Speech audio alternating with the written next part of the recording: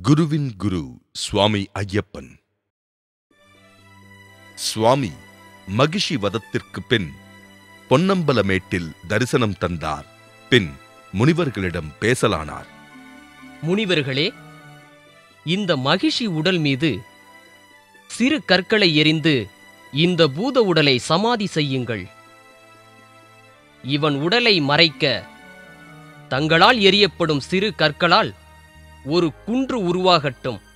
அக்குன்று கல்லிடும் குன்று என்று அழைக்கப்படட்டும். வாபரா, இங்கே வா. வணங்குகிறேன் சுவாமி. எப்போதும் நீ சிவகணத்தவர் தலைவனாக விளங்குவாய்.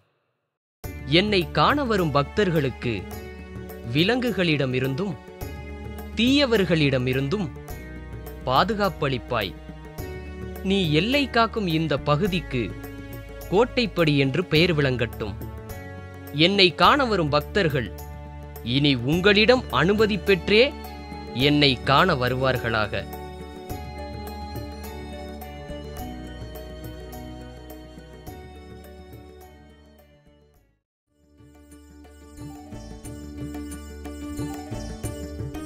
கானகத்தில் வயதான தம்பதியர் சிவபக்தியுடன் அன்னதானம் செய்து வந்தனர். அவர்களுக்கு தரிசனம் தர விரும்பிய சுவாமி ஐயப்பன் சிறு பாலகனாக அவர்கள் இல்லம் தேடி சென்றார். அம்மா, நான் மிகுந்த பசியுடன் வந்திருக்கிறேன். என் பசிக்கு அன்னமிடுவீர்களா? குழந்தாய், இந்த கொடிய கானகத்தில் தனித்து வர காரணம் என்னவோ? தாயே, என் அன்னையின் தீரா தலைவலிக்கு புலிப்பால் தேடி கானகம் வந்தேன்.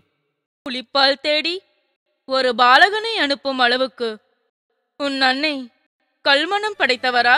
தாயிற் சிறந்த தெய்வமில்லை. என் அன்னையை ஏசாதீர்கள். ராமாயணத்தில் ஸ்ரீ ராமச்சந்திரமூர்த்தி கானகம் செல்லவில்லையா?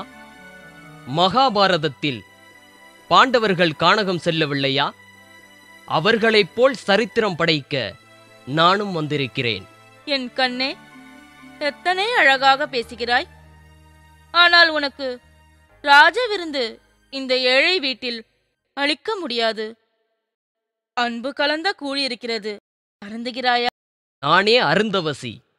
எனக்கே அருந்த பசி. கூழிட்டாலும் குடிப்பேன்.